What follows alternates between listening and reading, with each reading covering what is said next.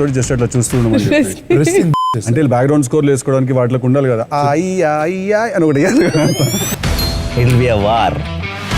ఇది కనిపెట్టింది. అరే రండిరా వీటిని తీసుకురండి రా. పథకాలు ఎలా ఉన్నాయో అని హలో అని ఫోన్ చేసి అడుగుతారంట.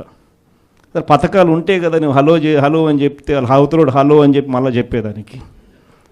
పథకాలు లేవు, ఫోన్ చేసి నువ్వు హలో చెప్తున్నావు. అది పరిస్థితి. ఇంత దారుణమైన పరిస్థితుల్లో ఒకవైపున ఉంటే మరోవైపున చూస్తే విచ్చలవిడిగా కరప్షన్. ఇసుక రేట్లు మనకన్నా తక్కువ రేట్లకు ఇస్తామన్నారు. ఈరోజు చూస్తే కనీసం ఆ రోజు రాష్ట్ర ప్రభుత్వానికి కనీసం ఖజానాకు డబ్బులు వచ్చేటివి. ఈరోజు రాష్ట్ర ప్రభుత్వానికి రూపాయి కూడా డబ్బు ఆదాయం రాకపోగా ఇసుక రేట్లు చూస్తే డబల్. ఈరోజు మద్యం పరిస్థితి చూస్తే గవర్నమెంట్ నడిపే మద్యం షాపులు పూర్తిగా రద్దు. ప్రతి గ్రామంలోనూ వేలం వేసి బెల్ట్ షాపులు 2 లక్షలు 3 లక్షలు అని చెప్పి వేలం వేసి మరీ బెల్ట్ షాపులు నడుపుతూ ఉన్నారు. 6 నెలలు అయిపోయింది. ఇక మనం కూడా ప్రజల తరపున నిలబడాల్సిన సమయం వచ్చింది అని చెప్పి గట్టిగా కూడా మళ్ళీ చెయ్యి కలిపి పనిచేయాలి అని చెప్పి చెప్పడానికి మళ్ళీ మిమ్మల్ని అందరినీ కూడా ఇక్కడికి రమ్మని చెప్పడం జరిగింది. నా ప్రోగ్రాం సంక్రాంతి తర్వాత నా ప్రోగ్రాములు కూడా జిల్లాల్లో స్టార్ట్ అవుతాయి.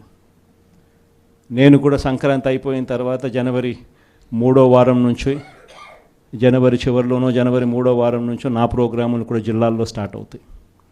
నేను కూడా ప్రతి జిల్లాలోనూ అక్కడే నిద్ర చేస్తా. ప్రతి బుధవారం ప్రతి గురువారము ఒక్కొక్క పార్లమెంట్లో 2 రోజులు 2 రాత్రులు అక్కడే పడుకుంటా. 3 రోజులు 3 నియోజకవర్గాలు, మరుసటి రోజు గురువారం మరో 4 నియోజకవర్గాలు కార్యకర్తలతోనే మమేకమయ్యే కార్యక్రమాలే చేస్తాం. ప్రోగ్రాం పేరు కూడా కార్యకర్తలతో జగనన్న పార్టీ బలోపేతానికి దిశా నిర్దేశం అనే ప్రోగ్రాంతోనే ఆ ప్రోగ్రాంలో కూడా అడుగులు ముందుకు వేస్తాం. ఆ ప్రోగ్రాం జనవరి 3వ వారంలో నా ప్రోగ్రాంలు స్టార్ట్ అయ్యేసరికి మీరేం చేయాలి అనే కార్యక్రమం కూడా చెప్పడానికి కూడా ఈరోజు మిమ్మల్ని అందరినీ కూడా ఇక్కడికి ఆహ్వానించడం జరిగింది. ఈరోజు శ్రీకాకుళం జిల్లాకు సంబంధించి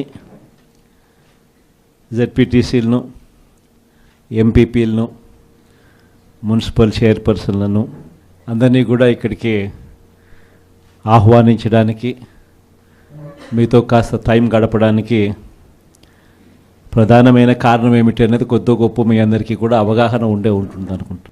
ఈ ప్రభుత్వం వచ్చి ఇప్పటికి దాదాపుగా 6 నెలలు అయిపోయింది. మామూలుగా పాలన చేస్తే ప్రజల్లో వ్యతిరేకత కొద్ది గొప్ప ఈ మేరకు ఉంటుందా? కానీ ఫస్ట్ టైం ఇలాంటి ప్రభుత్వం చూస్తూ ఉన్నాం. 6 నెలలు గడవక ముందే ప్రభుత్వంలో మీద వ్యతిరేకత ఈ స్థాయి నుంచి ఇక్కడ కనిపిస్తూ ఉంది. ఈ రోజుకి కూడా మన జెడ్పీటీసీలు కానీ, మన ఎంపీటీసీలు కానీ, మన సర్పంచులు కానీ ఎవరైనా కూడా ఏ గ్రామంలో అయినా కూడా ఏ ఇంటికైనా కూడా గర్వంగా తలెత్తుకొని పోగలుగుతాం. కారణం ఏమిటి అనంటే ఎన్నికలప్పుడు మా పార్టీ ఇవన్నీ చెప్పింది.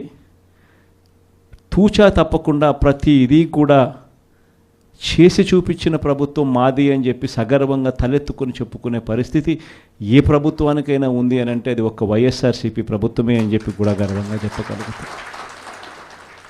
నిజంగా దాని క్యాంపెయిన్ మనం ఎంత తీవ్రమైన క్యాంపెయిన్ జరిగింది అన్నది ఒకసారి గమనించినట్లయితే ఏ ఇంటికి ఎవరు పోయినా కూడా తెలుగుదేశం వాళ్ళు, తెలుగుదేశం ఎమ్మెల్యే నుంచి, తెలుగుదేశం కుటుంబ సభ్యుల నుంచి, తెలుగుదేశం పార్టీ కార్యకర్తల దగ్గర నుంచి ఎవరు పోయినా కూడా ప్రతి ఇంటికి వాళ్ళు చెప్పిన మాట, ఇంట్లో ఎవరు కనపడినా కూడా చిన్నపిల్లలు కనపడితే స్టార్ట్, నీకు 15,000, నీకు 15,000, నీకు 15,000, సంతోషమా? అంతకన్నా కొంచెం పెద్దోళ్ళు, తల్లులు కనిపిస్తే చాలు, అమ్మలు కనిపిస్తే చాలు, నీకు 18,000, నీకు 18,000, నీకు 18,000, సంతోషమా? అంతకన్నా ఇంకా కాస్త పెద్దోళ్ళు, ఆ అమ్మలకు సంబంధించిన పెద్దమ్మలు, వాళ్ళ అత్తగారు కనిపిస్తే చాలు, నీకు 48,000, నీకు 48,000, నీకు 48,000, సంతోషమా?